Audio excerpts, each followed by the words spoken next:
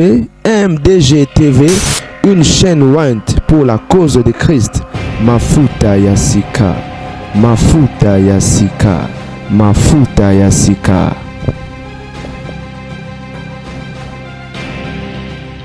MDG TV, une chaîne Went pour la cause de Christ.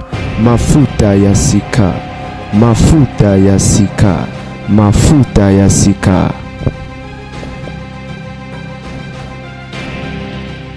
Sayo makamba este eza biloko Kabila atikango.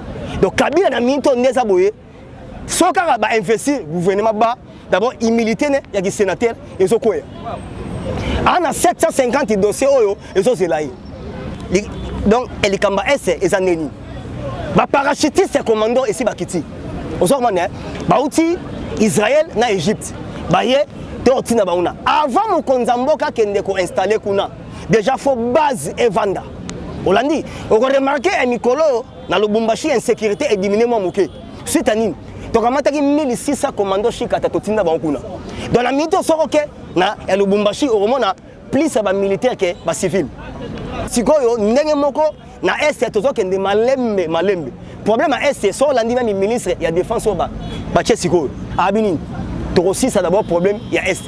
Parce que problème c'est l'Union européenne. L'Union européenne n'a pas complicité. Il y a battu nous. Donc ça dit que l'Union va balkaniser RDC. Donc l'Union européenne a FIFA na bilo Rwanda. Comme pouvoir ça il y a américain. L'Union européenne a montré que gâteau na ye et que faut asala tout. Ba katata katanga to moi est. Ya omoni batu wana nyoso to vide bango d'ici là. Ya omoni MDG TV, une chaîne Went pour la cause de Christ. Mafuta Yasika, Mafuta Yasika, Mafuta Yasika.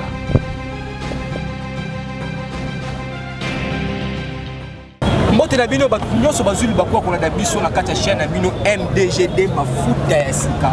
Ba biva Mafuta Yasika bosa bono masma na kati ya MDGD awa kaka na kati ya chaîne to la toujours ba vérité na kati ya émission na bino les micros de la vérité juste vérité kaka ezala pasteur ezala homme politique ezala combattant yo yebika ke oza oloba ndo kaka vérité place micro eza juste wana pour toyoka toyeba ba vérité au robisa na kati ya chaîne na biso MDGD esika ba information ya sikeza esika bozomona na kati ya IDPS lelo le micro de la vérité tokolobela nini le micro de la vérité toza na kati ya IDPS esika base esika ya population esika bozomona à tous les 4 coins na kati ya limité IDPS esika tokolobela vérité esika totika ba combattant ba s'exprimer lelo na na songo ya rembe bino moko ya ba combattant na kati comme ya internet yene tokobeta masolo selon ba actualité politique ozo passer na mboka na biso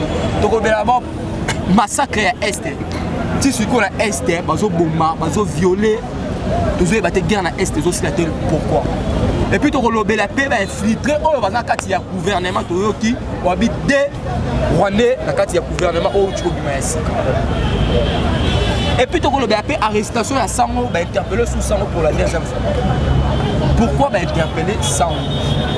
Bon, je suis passé dans cette plateau, dans un monde internet, il y a la carte émission les micros de la vérité. On sait que la caméraman la caméra Serge, bonjour internet. Oui, na personne tantôt passé Mikolo comme sans été. Bon, tu as seconde zeta wangoyo. Tu as penda seconde na sende ya nzete. Parce que politique na biso bena ya IDPS bandande na sans été. Vous comprendre sans été on a que Cameroun na ye ko bete émission na sans été. Na sans été on a que Brazza na ye. Na sans été na oti Kisangani na ye. Na sans été na oti tourner na ba Congo na ye. Kaka na sans été. Vous comprendre nzete bete la kake e banga te likolo yinda. Vous comprendre yango wana za réponse à liboso to pesi bango. De sans été nde makambo. Basi nde makambo yogi. Merci internet Manuel Bosso likana chaîne biso MDGD TV Mafuta Yasika et puis malano pe Bosso likana mission na biso les micros de la vérité atolobela juste Bosso. Moi le bano gentil les anime papa ba Holanda. Na ebisi bango boyi. Ndenge saka wana tangu yo déjà au moni bateau balobaka déjà baza sur le terrain. Faut ko benga kande. mabe na bino bozo tala bobenga te mona ah muto na lega non benga ngai encourager nga comme ça et re parce que non faut na lega ponctuellement awa bozo mana net go débat et ça makasi na to sala débat mo na tie mutu moko ya lauka azui kao muta lamuka azui kao pour la big ça bango te muta pepere de suna émission mo boye et to sala azui kao.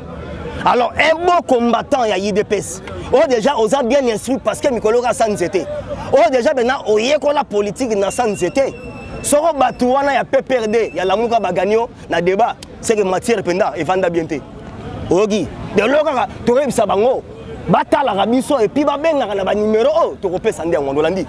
Merci. Merci combattant internet. Donc tu as directement na bit ya sujet de Mikolo. Ah. Sango. Tisikoyo. Massacre à Est et aussi la guerre na Est et aussi la président de la République Fatou Beto la Fatou Biso Kenon a Rosala que guerre na Est et ici là. Tisiko guerre et aussi la dernièrement tout le monde a vidéo ba bomi mona 6 ans mona 3 ans na kata Est ba violer ba maman. Tisiko massacre les na Est et pas on a vu sur Est. Et tant que combattre zo mona ngonde. Dans liboso Fatibe. Fativo Luka. Donc mon biso na batang to solo baboye. Tangu base boza ko zongi saka nde ba idée zo ya sikoyo. Bozo ko manda. Donc tant to buaki bozo ngi singa so idée yi. Na ko biso boye. Fatibe. Na ko biso boye. Au moni likamba massacre ya Est. Kabila mutu atikango. Et puis likambo ya massacre yango ki mboso na président ayi ba bige ba kita Est. Basa ko batang d'abord basa na parlement. Parlement oyo ozomona oyo ozawana d'abord eza nanga mutacha bango wana donc bato bazarado en parlement wana ba noma bango ko nommer donc muta leka za te yango moni te ici bango soka ka boboyi investissement ya gouvernement boye bango dissolution bamo ya parlement to dissous donc ba vandi nie po ba biga so et to dissous donc carrément ba ba chômeur Fatibe siko donc elikamba ese ezaneni ba parachutiste commando ici bakiti ozomona ba uti Israël na Égypte baye te otina bauna avant mokonza mboka kende ko installer kuna déjà faut base et vanda olandi on remarqué un Mikolo na Lubumbashi insécurité et diminuer mo moké suite à nini to kamata ki 1600 commando shikata to tinda ba kuna dans la minute soroke na Lubumbashi au mona plus ba militaire que ba civil Fatibe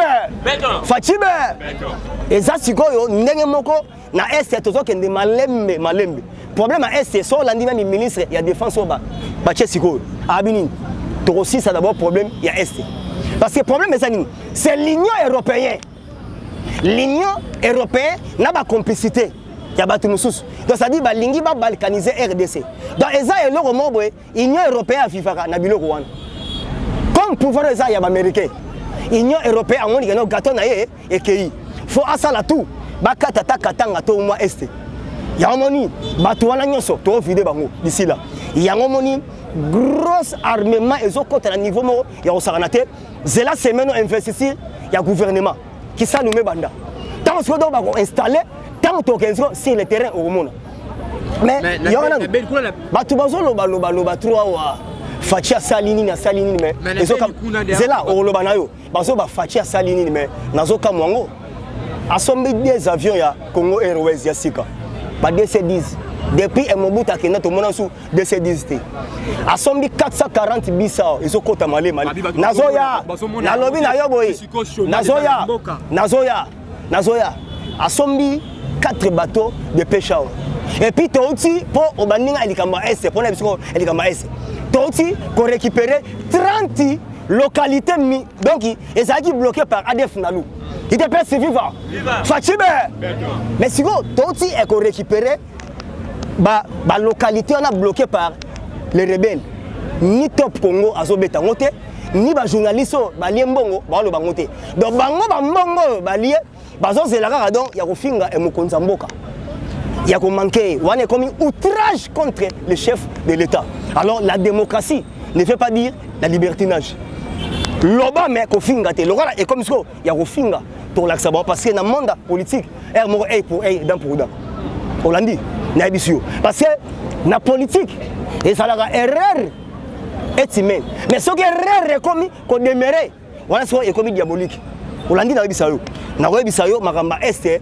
eza biloko Kabila atikango donc Kabila na minto ndeza boye soka ba investir gouvernement ba d'abord humilité ne ya ki sénateur ezokoya ana 750 dossiers oyo ezozelayi d'ailleurs les sango mo konzi boyebi ba interpeller les sujets interpeller sango le dossier ya sango dossier sango wana comme wana ce est comme outrage au moni bato wana bazaki intox parce que ba sommet de Jeep Moïse Katumbi tambusi moi balarte mais tipango e kamusinga asa ya na sanzeta wa pendant ba finga biso politique ya sanzeta oui effectivement IDPS to banda politique na sanzeta parce que na sanzeta to bengani Mobutu na sanzeta Muzakei na sanzete to bengani police Kanambe alias Kabila Ipo ya Ipo kaka na sanzete kaka non kaka na sanzete to aussi pouvoir parce que élection on a to salango sans caméra et sans Bemba Jean-Pierre Bemba yewana mercredi akekuna bayambie alien ngombe na kuanga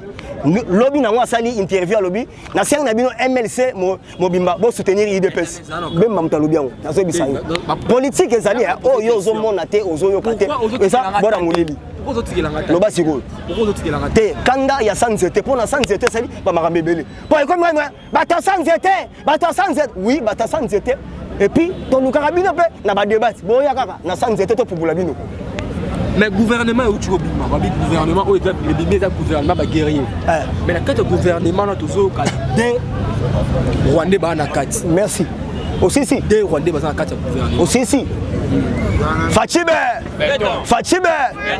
yoka réponse na yo omoni na Congo place au baza frontalier na Congo so omoni place na baza frontalier et vous a tellement ba navette ezalaka kokende ozonga au moins dire na frontière ba bota na trop même so kenet na noki na to monango omona mutu alala na Congo mais asala na ngambo Angola omona mutu musu avanda na lufu mais asala na ngambo Angola na moni yango trop temps en a voyager mais mutala la mais asala akuna na wa biso boy yoka siko avant na zongelo na likambo bi ba ministre biso ya ba Rwandais oyebi maire de la ville ya Londres maire de la ville ya Londres azali origine pakistanais ya Londres maire de la ville oyebi vice-président américain mama oya mona mosi asa d'origine indienne mais abotem les États-Unis maire de la ville là mais abotem na Londres donc c'est-à-dire quoi ezali mutu musu ana morphologie ya Rwandais mais né grandi azana ngamba RDC a congolais Hollandi parce que maman Denise maman Denise non na lobby au moni bateau d'abord toi na Hutu na Tutsi ba Hutu d'abord bazaka bilongi normal donc Hutu veut dire un bantou Fachibe toi Hutu veut dire un bantou ba bilongi tout sinde ba bilongi mike est-ce que j'appelle maman Denise tala beauté au azana parce que première dame ya monde entier au aloba la tribune des Nations Unies yekaka pour na mito azama mi première dame ya Afrique mobimba soko boy sala e mokili na yo bosiko yebisanga soko aussi beauté non soko aussi beauté azana c'est rwandais te soko lingi au mona morphologie ya ki rwandaise tala moi si Karino ya Katumbi tala na Karino na bi omam obna aza cousine ya Kagame donc tala na moi ça Katumbi na mukela obna za mtakuna tala babilo musaza morphologie yango moni loko yo baso kimande recensement dans baboulou et que tout ça d'ailleurs na lanceur recensement déjà ici bandi un embouchement Fachibe mais juste là pour répondre un peu à la question là non nini parce que aux ande mangu neti nini yo ozotu na muto yo ayebi trop na sanzete donc na yekoli na sanzete donc tozoaka kibokonzi na sanzete na to biso non na ke Cameroun na ye na sanzete na ke Brazzaville na ye na sanzete na beti tourner ya kisangani na bemission na sanzete kaka na ke ba Congo na ye na sanzete pe kalate soki e ba Covid sili na ke pe Europe na sanzete donc elingi koloba we toyebi nde trop tant moni mo doka Jean-Pierre Bemba atindi bata MLC abi bino so bogende ko soutenir IDPS c'est que moni ke ndenge tozi pouvoir to relation ka mo kolonzamba koya donc abi MLC ba gede c'est 2023 élection na yebisi yo boy to bandi déjà recensement to ba qui est congolais qui n'est pas congolais ozo mande net yo pe bo ozo poser nga question na yebite mso oza polonais na yebite d'origine taleti ba mamisa wana belge était wala yote ba mamisa wana sa belge Ah, il y a un autre but d'identifier qui est congolais et qui n'est pas congolais. C'est ça. La congolité n'est pas un crime. Il y a un master trop, un master abisso, un parlementaire debout. Oyo to komi na temps ya pouvoir. À l'époque, tozaki na rang ezaki ya nini. Ezalaki ya résistance. Mais si quoi parlementaire debout, faut savoir dénoncer. Parce que tant que tozo lingato demeurer na pouvoir, tant conservant plus longtemps possible, faut tout dénoncer bango parce que politique est guerre de nerfs, et ça bagarre.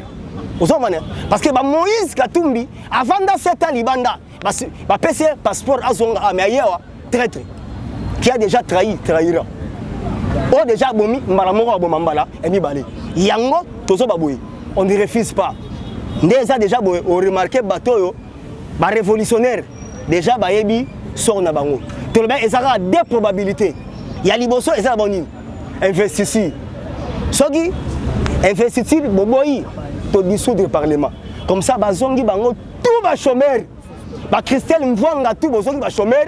Mais les yeux tout bozongi ba chômeur. Ba Molière tout, ba Nemalem ba bozongi ba chômeur comme ça total abi. Neti Molière à côté parlement, yé moi si nabana. Naba bo fait. Ba voter c'est sûr. Ba noma bango ko nommé nanga. Yango to bi boy. Nanga to ko wana pour na élection anticipée. Olobi nanga mto anu. Non, non bango nanga ko. Ba sote. C'est que pene. Non, naza biso boy. Yo ala biso. Pouvoir na bino za Fachibe omoni Benoît Lwamba yoka Benoît Lwamba tango akomaki yoka Benoît Lwamba les journées lobby mardi cour constitutionnelle déjà bango nyonso déjà bon ça là élection avant cela déjà et mokonzamboka déjà et magi bango nyonso pour votre information et ça la président moko azalia webi président moko azalia ya Somalie azalia yango zomona kaka sanzete omuto ebisa bino makambo kaka na sanzete donc habite que président moko azalia ya Somalie ayadi depuis lobby na soir azalia kaka na sanzete olanja siko alors né déjà eza déjà boyé alors cour constitutionnelle bazo siéger déjà lobby mardi président bimipo bango 9 président déjà ayambaki bango yé bango toyebo soki ba cheka bêtise ba biso parlement debout tozana pona ekosunga bango. Parce que l'IDPS a été créé pour défendre premièrement les intérêts du peuple et combattre tous les antivaleurs et instaurer un état de droit. Parlement debout et bandan nengeni. Tant que Mobutu a une union sacrée, a sali débauchage, a bendiango tout et kei. Les fins de limiter paix à son nom, Matikalara Yemoko. Les combattants, Toge Lukai Tobimo, président Rosaka Boete, le bon Nalita Molobini. Aribo, Binope, et Bopé Sanga idée, tout ça là, Nini. Alors, Biboé. Biso de bon tout le baga information na yo chaque jour na nzela abi ah bokoka abi bo ça va n'encourager bino bokenda na bazandu ba wenze ba balabala ba poignon sa ville ya Kinshasa bo panzaka politique nanga na nzela tie pa ba mama bi pepula abi soki bo sali yango bokoki yango nde na nsi na roza pouvoir ensemble na bino là ce phénomène parlement de Bouébanda et banda le 26 septembre 1993 donc tu déjà 28 ans d'existence donc tu as même un MLC, mon collègue SID, mon collègue PPRD, donc c'est quoi alors, IDPS a déjà 38 ans. Parce que biso, tu as 4 parties sur vous. Il y a un moni vieux, tout le monde. Tout le monde va combattre, parce que Bunda et Napongabi, n'a pas garde civile, ni. Ah non, ce sont les parlementaires debout. Dès qu'on va parlement debout, et bien les moines. Fatime! Donc, histoire, car on a ça, c'était. Ok, voilà, restez toujours branchés, restez toujours connectés à la chaîne à Bilo, la chaîne à Bilo Escarage. De la vérité toujours. On est là juste pour parler, la vérité toujours. Internet, moi on a besoin de par rapport de 1. Bilo causé à Rumata. Le Mac Oyo, ex-président Kabila, on a 250, Mac est commis 500. Voilà. Le Lipa Oyo, ex-Kabila, on a 200 francs, le Lipa est commis 500 francs. Le Lipa, tout va souffrir. Tout le chômage est vraiment élevé. Parce que jusqu'à là, tous comprendre qu'est-ce qui se passe dans ce pays. Fatime! Boyoga est Moutouna naïe. Papa, c'est simple, car on a sans été, pas répondre. Problème est on a Ezaboui. Kolongola un individu, et ça sera facile. Mais que combattre tout un système, ça prend du temps. Parce que Kabila a une idée à ça la 100 ans. A démarré. Donc à ça la nenge, bah présent nous soudons et bah sali.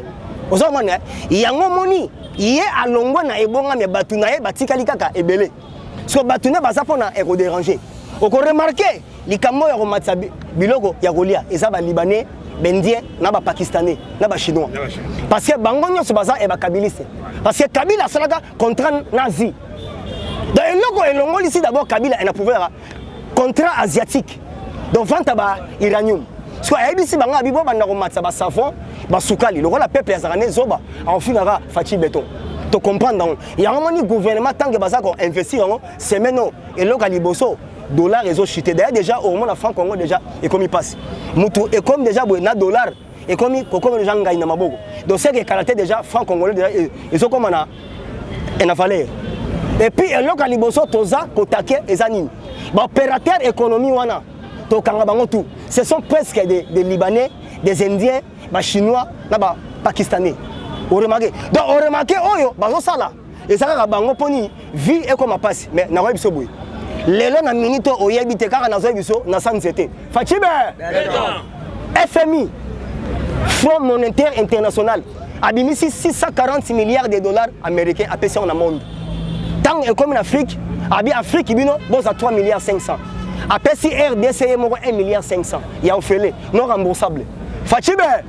J'ai dit bien non remboursable. Ba pesi biso 1 milliard 500 ba kabeli biso ya okabela non remboursable siko muto awa yo ozofinga mais kuna azomata a otombo na minto donc Afrique mobimba siko ba kabulaka 2 milliards mais biso mo bona donc tokangi 1 milliard 500 ya moni Samba Lukonde abiboy dès que le gouvernement avant ebanda on semaine na suka Fatibe toujours kaka na sanzete alobi arobenga ministre moko apesa plan d'action na ye et c'est ça moi dans la Congo Fatibe alobi na rozwaka mutu moko yo ebisanga ministre environnement au sala nini projet na nini soka monio ozo beta muno rabite yo na moni okokate ya moni essaye gouvernement ya ba warriors ya ba guerrier Hollandi donc nous sommes vraiment arrivés à la fin de notre émission le Lobano ya suka ekoza et puis ba sango ba outi e lobanini siko e comme ono to moni gouvernement opena e rosala eloka malamu to pesa onchangona abe chole. Donc après avoir collé par Aner interview, mais on est sans Israël, la loi est dire, mais c'est la loi. Le roi a mis ça qui est à finir les sous, ce que tu as là, que état de et que surtout, ministre à moi si, la justice, dans un juge. Boroyoka, état de droit et ça. Ok, merci vraiment Internet. Nous sommes vraiment arrivés à la fin de notre émission. Le Bano est sous écho, nous peut-être le numéro contact sur notre mot de la fin et les riboye. Tolinga Congo, to vanda kaka na Congo. Malamu to kufanza la porte ibi to rolia lobi avec Fati Béton, que to mona Rwandais azawana. Holandi. Quand ba mbote na ba contact na ba combattant oyo baza libanda. La femme la plus célèbre de Paris. Je dis bien la femme la plus célèbre de Paris. Charlotte Boss, Charlotte Ndenga. Hier c'est azan en Nantes, à Toulouse de Rennes était Montpellier, mais à Zappen à Paris. À 15e arrondissement.